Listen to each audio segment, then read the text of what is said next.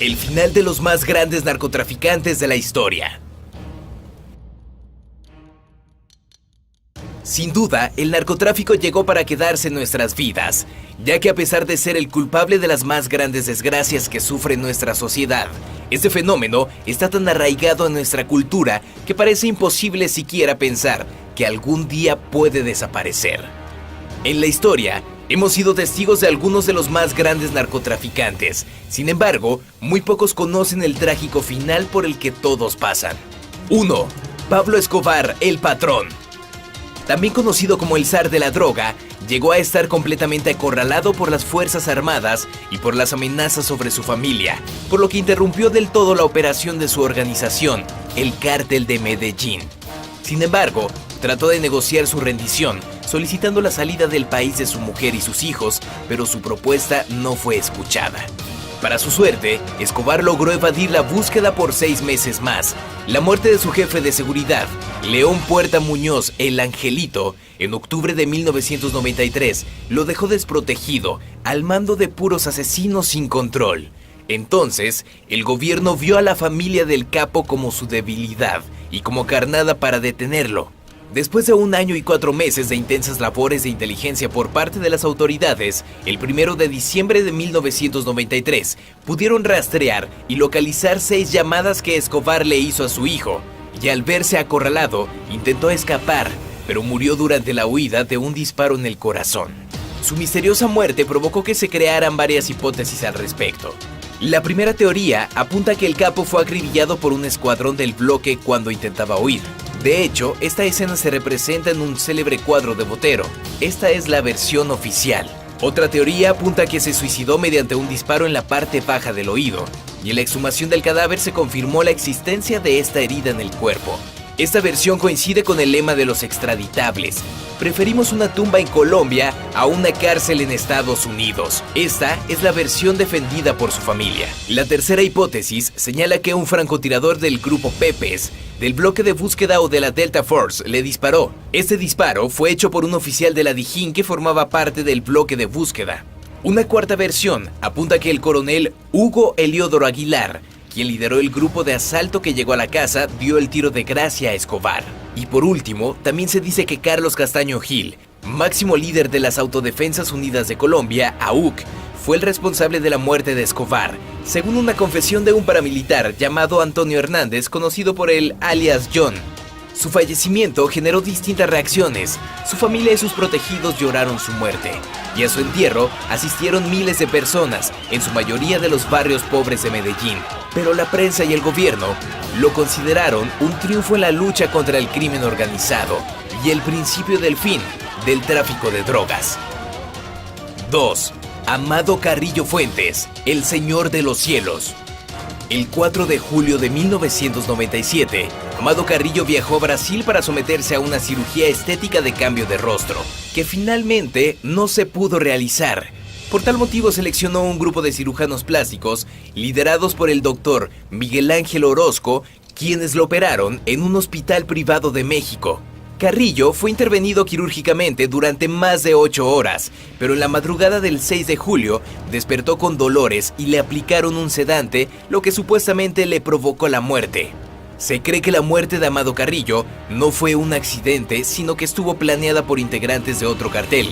La policía, en cambio, tiene fundadas sospechas que pudo ser un asesinato. Los doctores encargados de operar al Señor de los Cielos fueron asesinados 4 meses después. El Cártel de Ciudad Juárez, la mayor organización criminal de América, quedó dirigida por un consejo formado por el hermano de Amado, Vicente Carrillo, su otro hermano Rodolfo, su hermana Angélica, Ismael El Mayo Zambada y el jefe de Sinaloa, Joaquín Guzmán Loera, el Chapo Guzmán. Durante una larga temporada, el negocio funcionó en forma estable. Muchos han especulado sobre si realmente Carrillo Fuente falleció en el hospital, donde se aseguró que sucedieron los hechos. Lugareños y personas hablan sobre una supuesta planeación donde se fingiría la muerte del capo, dándole así totalmente libertad para movilizarse. Aunque nada se ha comprobado, el misterio que rodea la historia de Amado Carrillo sigue siendo motivo de debate a lo largo de todo México, dando lugar a películas y hasta una serie de telenovelas sobre la vida del capo. 3. Miguel Ángel Félix Gallardo.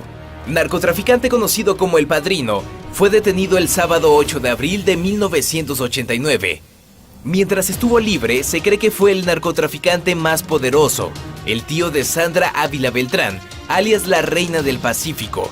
Y aunque él afirma no conocerla, existen rumores de que también es tío de los hermanos Arellano Félix, fundadores del Cártel de Tijuana, lo cual ha sido desmentido por él y por el propio Benjamín Arellano. Sin embargo, hay información que indica que esa confusión se debe a que Félix Gallardo es el primo de Alicia Félix Azueta, madre de los Arellano Félix. Fue uno de los iniciadores del narcotráfico a nivel nacional. Fundó el Cártel de Guadalajara junto con Rafael Caro Quintero, Ernesto Fonseca Carrillo, entre otros. Se dice que se asoció con el Cártel de Medellín, Colombia, o sea con Pablo Escobar, el zar de la droga. Hoy en día se encuentra en el penal de alta seguridad del Altiplano, en Almoloya de Juárez, Estado de México. 4. Al Capone. A pesar de que Capone hacía sus negocios con nombres falsos y no había registros que lo relacionaran con sus ganancias, las nuevas leyes promulgadas en 1927 permitieron al gobierno federal perseguir a Capone por evasión de impuestos, su única opción para atraparlo. Fue perseguido por el agente de la Agencia de Prohibición, Elliot Ness, y sus agentes incorruptibles, los Intocables, y por el agente del IRC, Frank J. Wilson, que fue capaz de encontrar recibos que relacionaban a Capone con ingresos por juego ilegal y evasión de impuestos por esos ingresos. El proceso y acusación ocurrieron en 1931. Al Capone fue declarado culpable el 17 de octubre, en 5 de los 23 cargos y sentenciado a 11 años en una prisión federal. En un principio, fue enviado a una prisión de Atlanta en 1932. Sin embargo, el gángster aún era capaz de controlar la mayoría de sus negocios desde este centro, y se ordenó su traslado a la prisión de la isla Alcatraz en agosto de 1934. Aquí Capone era vigilado estrictamente y tenía prohibido cualquier contacto con el exterior. Al revocarse la ley seca y con su líder bajo confinamiento, el imperio de Capone pronto comenzó a debilitarse. A mediados de los años 1930, estando en Alcatraz, era una de las personas más famosas que integraban la cárcel. Capone, ya de mayor edad, comenzó a mostrar signos de demencia, probablemente a causa de una sífilis sin tratar que le contagió una prostituta siendo joven. Pasó gran parte de sus últimos años de reclusión en el hospital de la prisión y finalmente fue liberado el 16 de noviembre de 1939. Estaba arruinado, físicamente débil y con la mente deteriorada.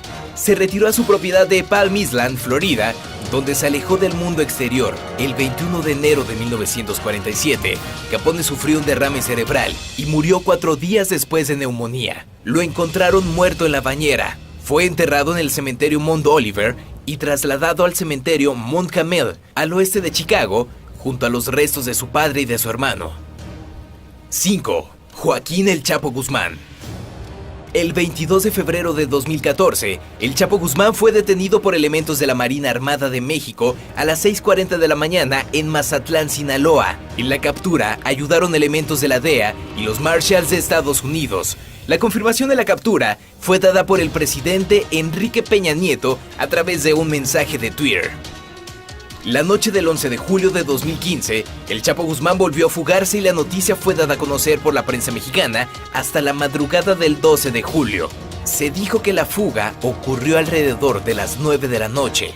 A las 8 de la noche con 52 minutos, en el sistema permanente de videovigilancia del Centro Federal de Readaptación Social número 1, mejor conocido como el Penal de Altiplano, se observó que Joaquín Guzmán Loera se aproximó al área de regaderas dentro de la estancia 20 del pasillo 2, donde un pequeño muro en la regadera provoca un punto ciego exactamente donde se localizó la entrada del túnel. Al prolongarse la no visibilidad del interno, se ingresó a la celda, la cual se encontraba vacía, por lo que de inmediato se emitió la alerta correspondiente por evasión del mencionado recluso.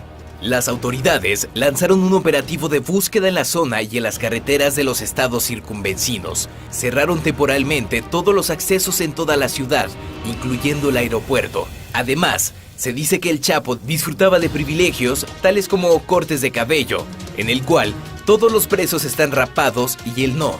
Visitas de su esposa, Emma Coronel, con su madre e hijas, y también visitas de larga duración por parte de la diputada Lucero Guadalupe Sánchez. Ahora sigue en libertad. y es posible que nunca vuelva a caer en manos de la autoridad. 6. Rafael Caro Quintero, el narco de narcos. El 12 de diciembre de 1989, Caro Quintero fue sentenciado por los delitos de secuestro, homicidio calificado, siembra, cultivo, cosecha, transporte y tráfico de marihuana, suministro de cocaína y asociación delictuosa.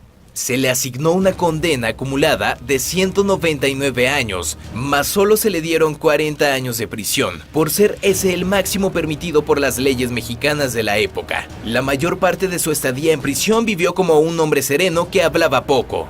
Los primeros años de su sentencia los cumplió en el Centro Federal de Readaptación Social del Altiplano, en el Estado de México. En el 2007 fue trasladado al penal de máxima seguridad de Puente Grande, lugar donde estuvo hasta el 2010, cuando fue trasladado al reclusorio preventivo de Guadalajara debido a que un juez federal le concedió un amparo, pues el gobierno federal no pudo demostrar que era un criminal de alta peligrosidad. El 9 de agosto de 2013, el primer tribunal colegiado en materia penal del Tercer Circuito en Jalisco le concedió un amparo por considerar que el caso de la muerte de Enrique Camarena Salazar debió ser juzgado en el orden local y no en el orden federal, como ocurrió. Esto debido a que Camarena no era un agente diplomático ni consular, por lo que su juicio lo debió haber realizado un juzgado de orden local.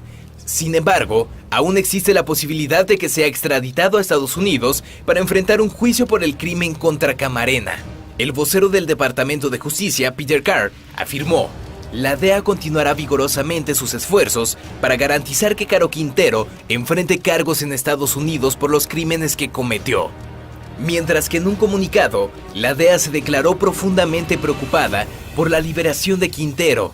Actualmente se encuentra prófugo de la justicia, al haberse librado en su contra una orden de reaprehensión con fines de extradición.